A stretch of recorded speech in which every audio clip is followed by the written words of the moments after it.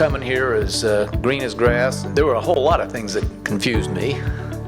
Among those things was, what's a college of technology when you've already got a college of engineering? How do those two things coexist, and what's the intersection between them? I quickly found out I wasn't the only one. There have been generations of people confused about that. I got my one-on-one meeting with Mitch, and I described what it is I wanted to do, what we wanted to do in the college. A lot of this was just thoughts at this point.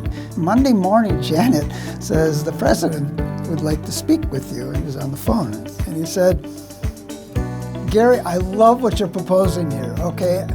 What can I do? What can we do to really start on this? From Purdue University, this is Techies Today, the Purdue Polytechnic podcast. I'm John O. Today, the first of a two-part interview with Gary Bertoline, Distinguished Professor and Dean of our college from 2011 through 2021. In part two, we'll discuss the growth of research in the college. To set the stage for that, let's first jump in a time machine and go back 13 years. We were the College of Technology, and Gary Bertoline had been a professor, department head, or associate dean for 21 years. But by the first time he met with Purdue's new president, Mitch Daniels, the college had endured 8 consecutive years of declining enrollment. And as Gary tells us, that meeting did not go well. What untapped potential did Gary see in the college? And how did he and his team create the plan to redefine and transform our college and sell it to the president, the provost, and the board of trustees, not to mention faculty, staff, and students? Here's Gary Bertoline.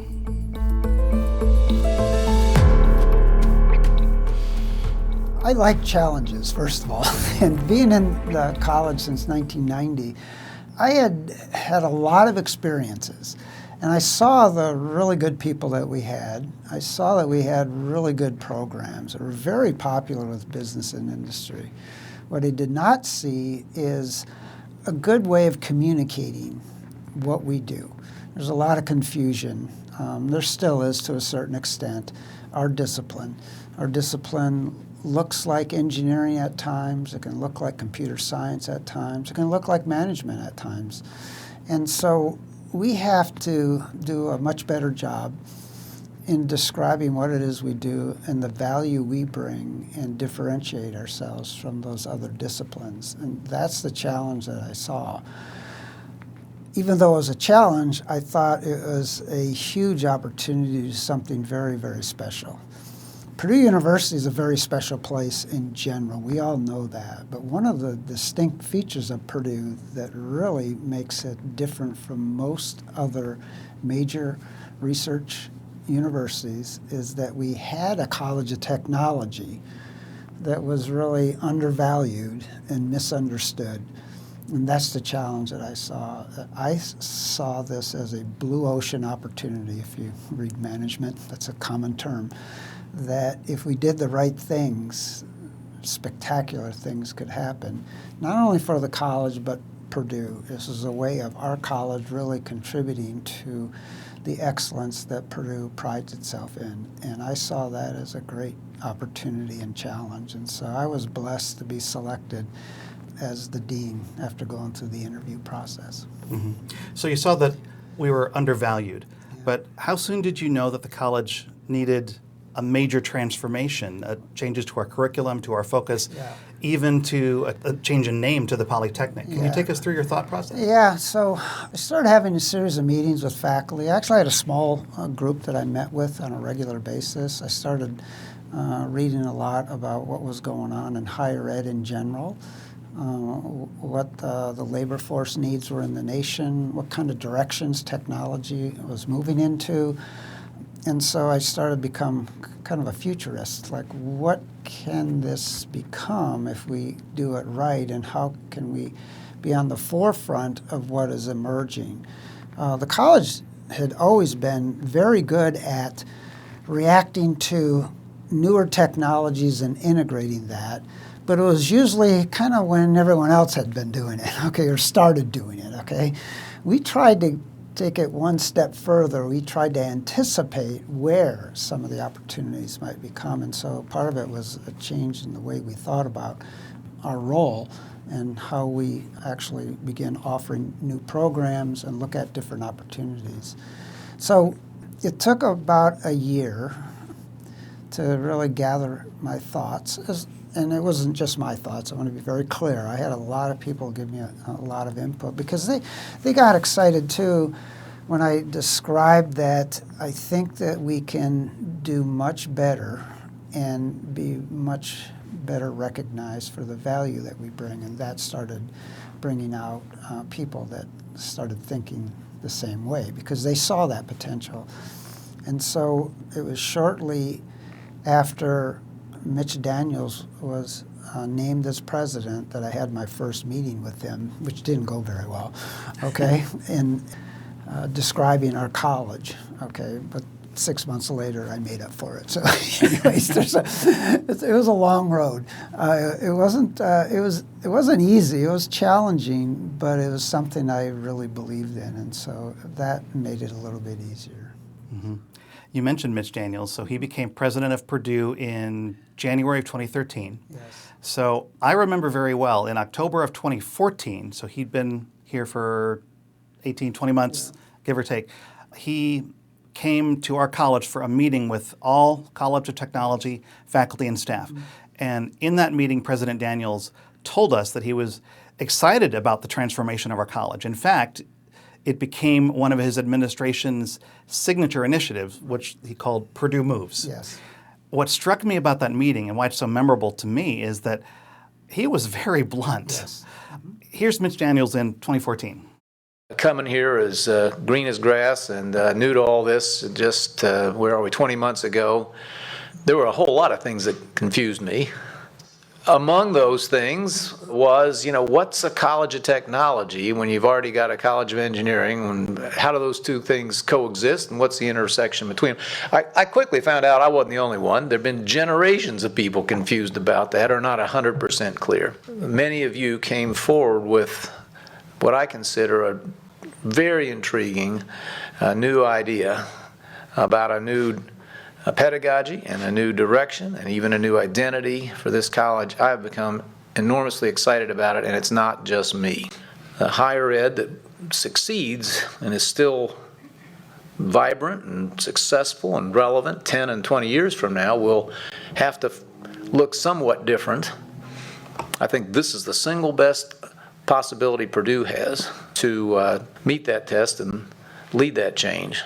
So you said your first meeting with President Daniels didn't go very well, No. but here he was 20 months later with great praise for the efforts. How did you and your team succeed in getting President Daniels to go from point A to point B? Yeah, so first of all, that video brings chills to me because it was and there's a story behind why he did that. So let's back up to when he first was named president. It was December of 2012. He had already been named. He was going to start in January. He started meeting with deans. And my first meeting with him was not real good because he expressed it in there. It's like, what is a college of technology? Why do we need it? Because we already have a college of engineering. I don't understand your role. And he challenged me at that point, and I started expressing to him that what you don't understand and what a lot of people haven't understood is that this is kind of a diamond in the rough if you do the right things with it.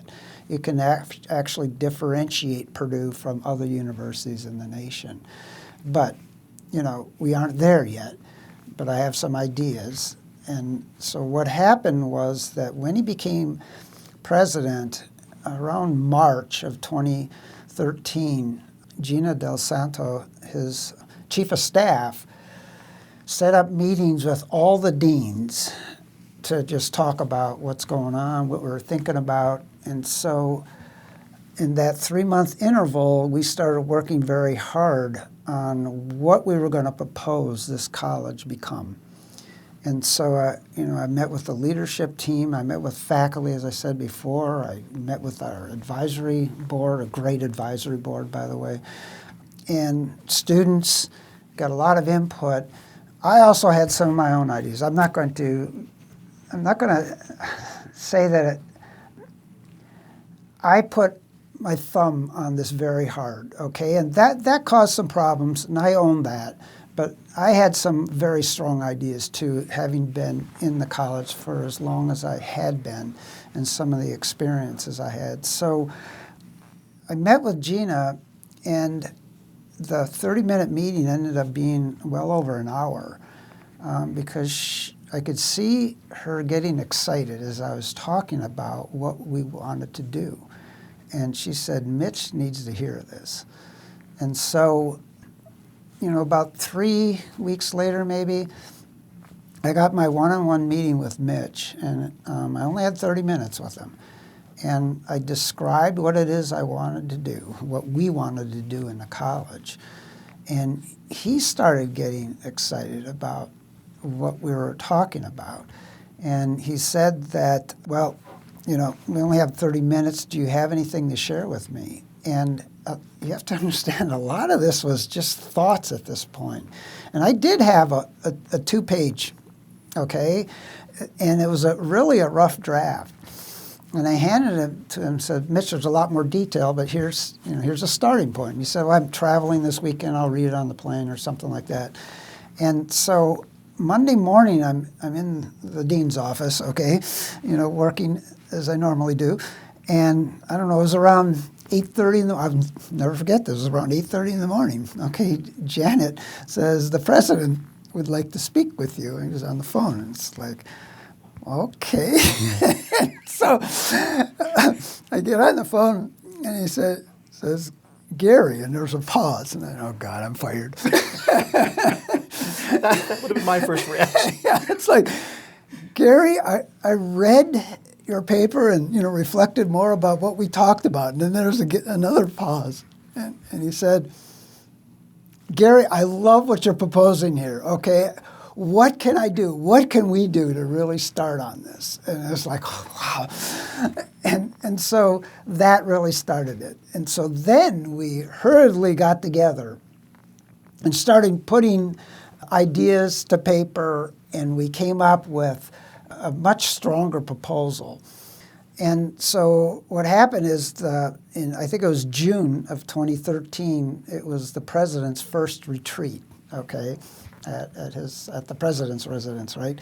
And all the leadership were there, all the other deans, provost, associate provost, treasurer, you name it, okay? There must have been 50 people, okay, in that room.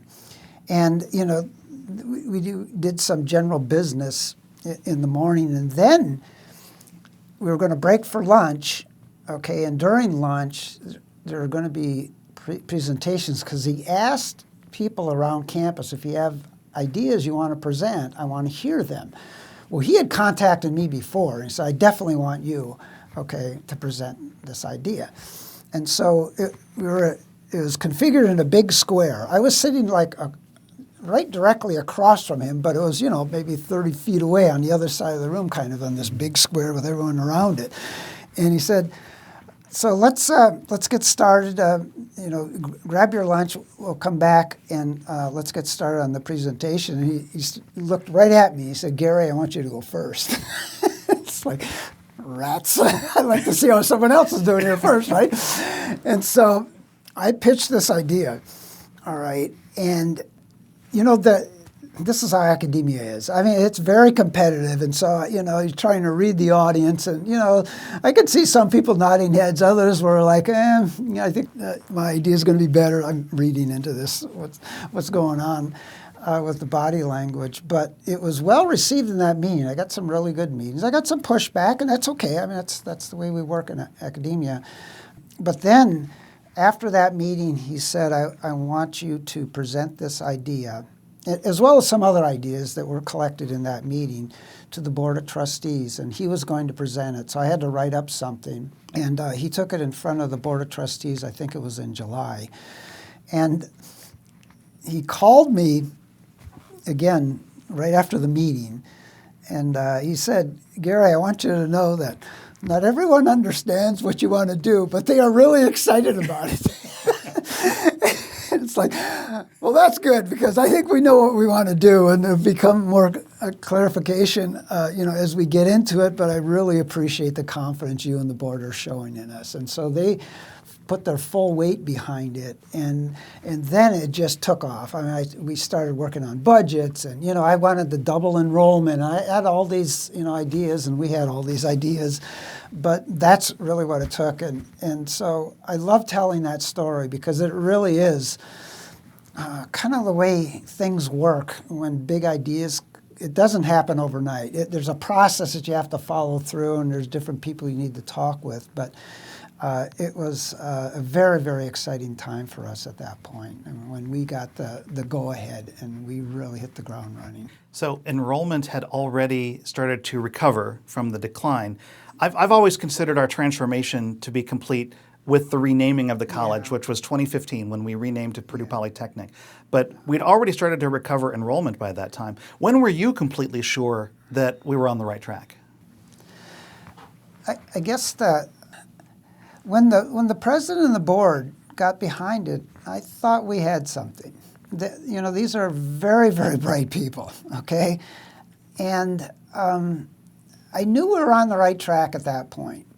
Now, I didn't know exactly how we'd finish this or execute on it. The devil's in the details, as they say. And I knew there was a lot of work, but I knew if we executed it well enough, we would be successful. So they gave me a lot of confidence. Their backing meant the world to me. And it continued. And all the provosts that I served under were totally behind what we were doing. So I had tremendous support at Purdue. The advisory board, the industry advisory board, were really excited about it too.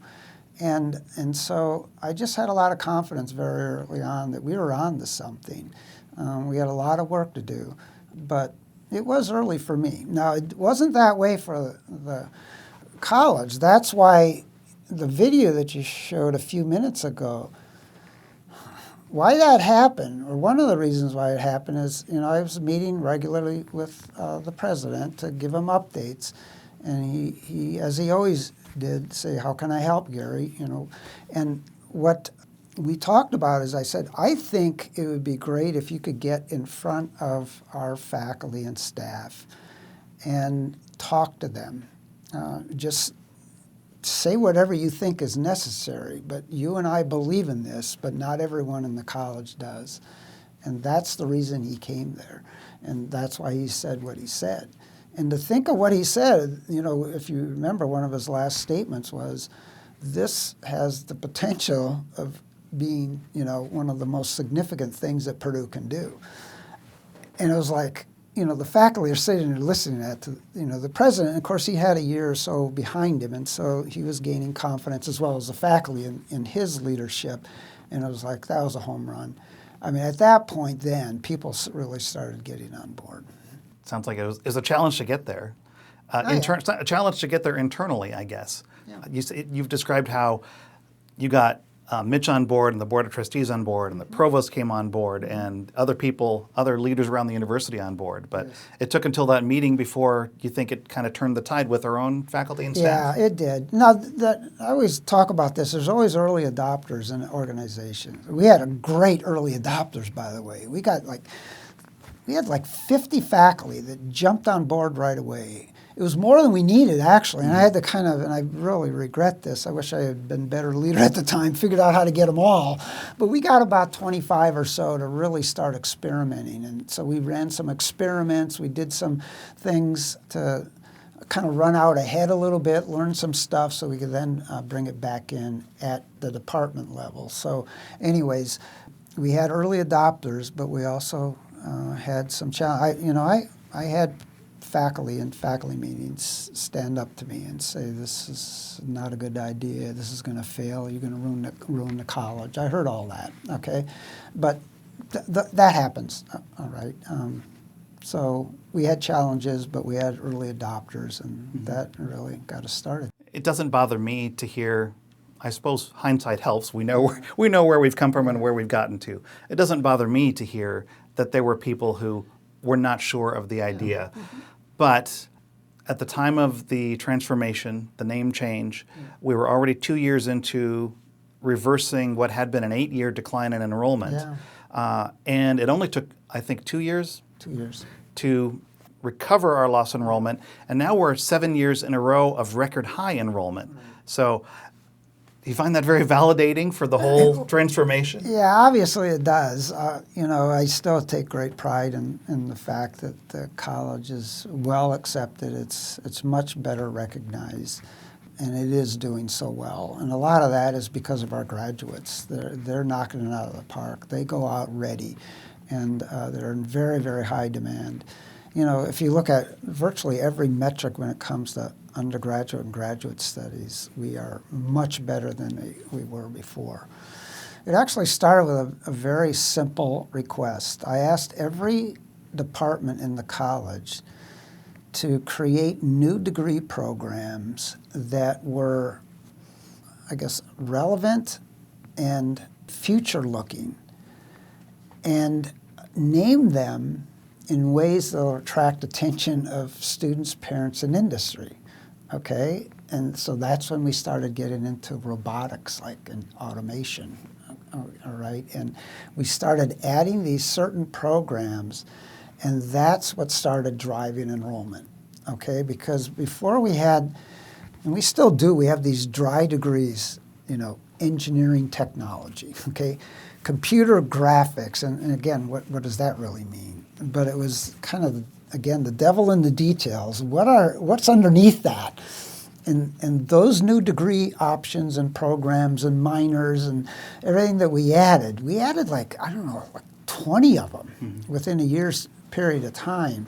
And I believe that is what really started the accelerating enrollment going forward. Okay. Okay. And it's still doing it. It's still happening. Yeah, and we are getting new programs too, right? So it continues. And forward-looking programs. Yeah. Manufacturing is Yeah. a big focus, and, Yeah. and that's huge in industry, and to have degrees named for that. Yep. And it's driving investment too. I'm thinking of the smart manufacturing ecosystem in Dudley and Lambertus Halls, these multi-million-dollar facilities that are unique in the country. Yeah, and that one of my goals was that our college sees itself and our faculty and staff sees themselves as innovators, okay? And I actually cut out a piece of the budget every year. I don't remember how much it was. It was in a few $100,000, and I would invest that in great ideas. Not all of them panned out, but the Advanced Manufacturing Lab is an example of one that did, okay? And that was a great example of how investing. So it was like I was funding startups within the college, and that turned out to be very, very successful. And that led into our research too, by the way. It wasn't just undergraduate programs. Our goal was to improve everything, every metric you could think of. We actually started off by collecting data. We ended up with like a 75 or 80-page report that looked at every metric you can imagine on how you can measure, an entity. And we used that as our baseline. And that's what we used to improve. And so it wasn't just undergraduate studies. It wasn't just offering new programs. We wanted to get better in every measure that was important. And I think we made great progress in all those. And I think that's why the college has continued to sustain itself, because there's excellence everywhere, right? Right? Everything got better, all right? And that is contagious.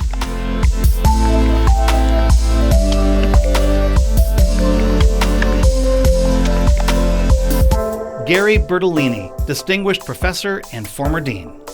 The College of Technology's transformation to Purdue Polytechnic became official in 2015. 2018 was the second consecutive year of record high enrollment, and the year we had fully reversed that earlier 8-year decline.